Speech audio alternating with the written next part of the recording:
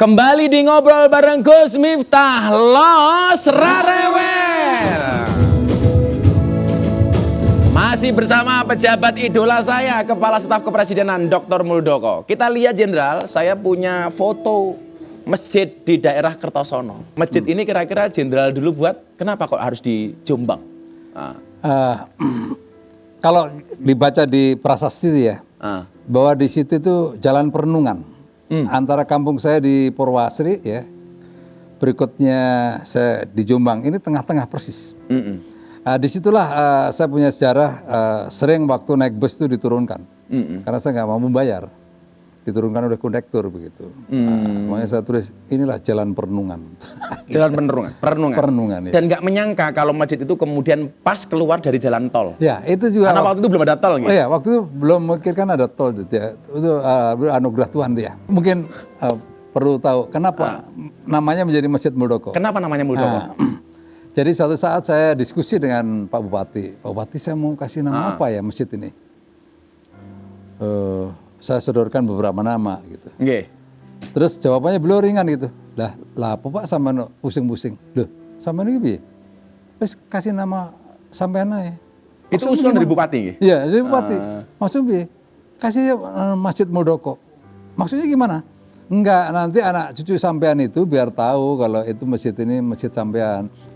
Pernah sampean membangun masjid itu sehingga nanti anak-anak itu menjadi terinspirasi. Oh benar juga ya gitu. Ceritanya begitu. Tapi pernah masa kecil dulu saya baca biografi Pak Mul itu sering tinggal di masjid di musola gitu. Iya, biasa tidurnya di itu di plesteran begitu.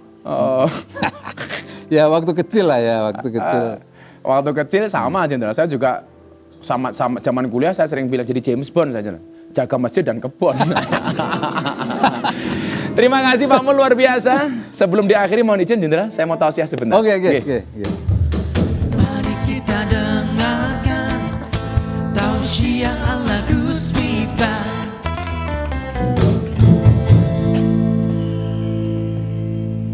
Kita bersyukur tinggal di satu negara namanya Indonesia. Saya teringat ketika Tuhan menciptakan Indonesia, bangsa yang luar biasa. Satu saat Tuhan tersenyum ketika melihat satu bentuk ciptaannya. Saat itu malaikat bertanya, "Wahai Tuhan, kenapa engkau tersenyum?" "Karena saya telah berhasil menciptakan satu planet yang namanya bumi." "Hebatnya di mana wahai Tuhan?" "Bumi ini yang ada di dalamnya akan berjalan secara seimbang." Artinya apa? Ada baiknya dan ada buruknya. Allah menciptakan negara di Eropa seperti Inggris. Ini negaranya menyenangkan. Tetapi kekurangannya apa? Hawanya dingin menusuk tulang. Tapi juga Allah menciptakan negara Eropa yang agak miskin seperti Spanyol. Tetapi mempunyai pemandangan yang luar biasa. Ada kelebihan, ada kekurangan. Sesaat kemudian Tuhan melihat satu negara sambil tersenyum. Dan bangga atas ciptaannya itu. Kemudian para malaikat bertanya, "Wahai Tuhan, kenapa Anda tersenyum melihat negara itu? Kenapa Anda kelihatan begitu senang dengan ciptaanmu soal itu?" Kemudian Tuhan menjawab, "Bagaimana saya tidak senang? Saya menciptakan satu negara yang begitu indah. Yang hutannya merupakan paru-paru dunia. Yang dari hasil lautnya mampu mengeluarkan hasil yang luar biasa. Saya kasih tambang batu bara, saya kasih emas, saya kasih nikel dan lain sebagainya. Orang-orangnya ramah dan menyenangkan." Kemudian para malaikat penasaran. Tadi di Eropa Anda menciptakan keseimbangan. Ada kekurangannya, ada kelebihannya.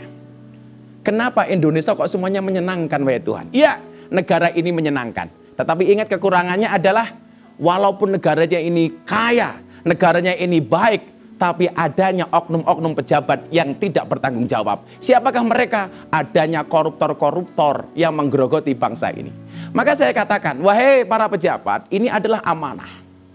Ketika pilkada kemarin saya selalu mengatakan begini, calon pemimpin itu biasanya modalnya ada dua. Yang pertama adalah berani, yang kedua adalah sabar. Berani mengumbar janji, tapi sabar dalam melaksanakan janji-janjinya. Hati-hati, semuanya akan ada pertanggungjawaban dari Allah Subhanahu wa Ta'ala. Sebaik apapun Pak Presiden, sebaik apapun Pak Jokowi, ketika kemudian didukung oleh orang-orang yang tidak bertanggung jawab, hati-hati. Ini adalah orang yang namanya Toma. Anda pernah membaca huruf hijaiyah? Toma itu hurufnya ada berapa? Ada to, mem, ain.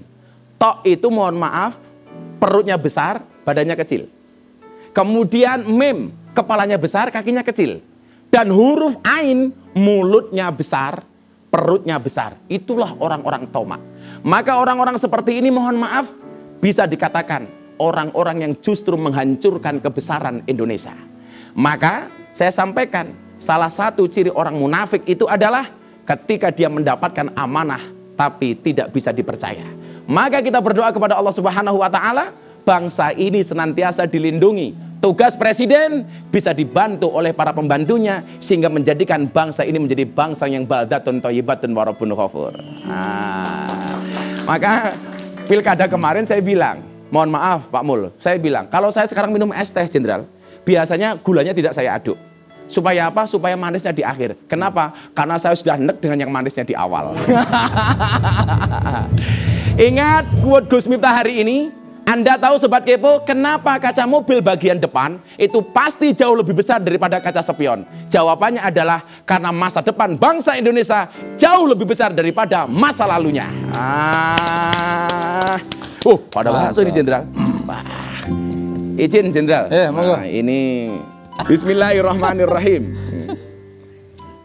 Luar biasa. Kenapa ini enak?